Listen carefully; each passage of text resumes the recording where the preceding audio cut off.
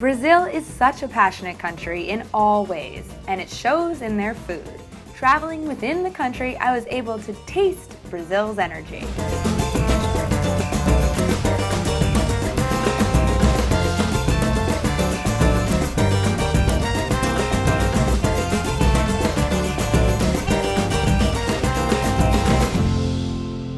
A melting pot of Portuguese, African, European, and other Latin flavors, the food of Brazil is really unique, and it all depends on where you are. Tours with members of the United States Tour Operators Association make sure you dive right into this local flavor.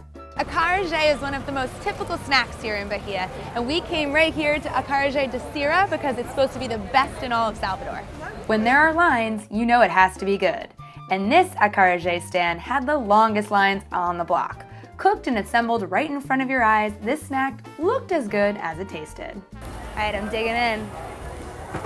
That is so delicious. All the veggies inside are so good. I'm a fan. I can see why this place is legendary. Another Brazilian treat that you can have at any time of the day is acai.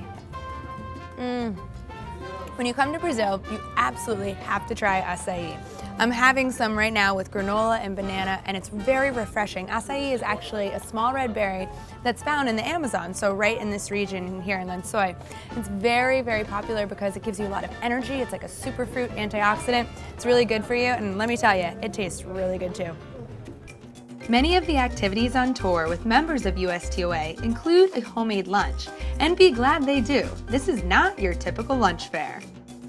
So we're having a typical lunch here in Chapada, and it's sort of buffet style, so you can try a lot of different things, and there's some really cool local specialties that I want to show you. So over here is banana. It's served kind of savory with different herbs and spices, and then there's farofa, which is like a flour that's fried with butter. And then we have a green papaya that's very savory. It's not sweet. It's a fruit, but it's still very savory. And then there's a cactus. And this little guy right here is fried manioc, and it tastes a lot like a French fry. It's sort of like a root starchy vegetable, fried with a little salt. It's delicious. And the rest of my plate is some fresh vegetables, some chicken, some beans. It's a really healthy, hearty lunch. And it's great because we've been out and active all day. There's so much to do and see around here. I was really hungry, so I'm digging in. You can't talk about Brazilian food without mentioning feijoada. This is the country's national dish, and its ingredients even tell a story of Brazil's past. It used to be popular among the lower classes, as feijoada is a mix of the cheaper, less desirable cuts of meat. Stew it together long enough with some vegetables and serve it over rice. However, now it's been changed and elevated to include quality cuts and different interpretations, like this one that we had in Lencois. And this particular dish was made for me by this lovely little woman in her tiny little restaurant, and it's served right here on the street in Lencois. It's typically had on Sundays, so that's what we're doing. It's a midday meal because it's very heavy and it fills you up. Let me tell you, this is not your typical Sunday brunch. Esse é meu restaurante, Feijão na Chapa, e a gente faz feijoada todos aos domingos. Eu escolhi aos domingos, né? Sempre domingo, né? Que é um dia que todas as famílias, né? Que geralmente as pessoas trabalham durante a semana, e hoje é o dia que as famílias se encontram aqui nesse espaço com seus filhos, né? O que é especial na minha feijoada é o amor, né? O respeito, o carinho, né? Com que prepara, que é fundamental. Feijoada is not light, so that's why it's usually eaten only once a week. But every day, breakfasts start off very light and healthy. No eggs and bacon, but more fresh fruits and small bites. This is a very typical Brazilian breakfast. There are so many different types of fruits, which I love. All different kinds of tropical things like mangoes and papayas and guavas, watermelons, and they're so sweet and so fresh because they're really local. And then of course, there's all different types of pastries. You have sweet pastries, savory pastries. I really love these. They're called student rolls. They're squishy because they're made with tapioca and they're fried and coated in sugar. And then of course these cheese bread, they're so savory and salty, really, really good. The texture is great on those too. Most of the time it's served buffet style, so you can try all sorts of different things. And you can wash it down with some fresh fruit juice, and of course, Brazilian coffee.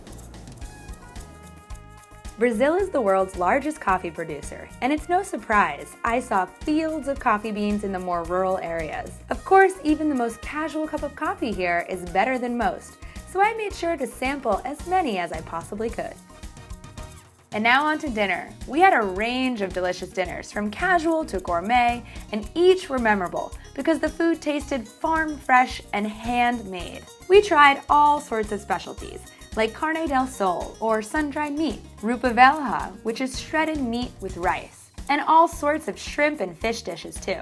I really enjoyed a slow food restaurant in Lencois where every dish was made to order, from scratch, right down to the handmade cacao pasta. This trend is taking over Brazil, and you can taste the difference. Of course, churrascaria is synonymous with Brazil. This Brazilian barbecue is best experienced in an official churrascaria, and Rio de Janeiro has loads. You are offered slices of meat right off the skewers, allowing you to sample a variety of cuts and preparations. Brazil knows how to do meat.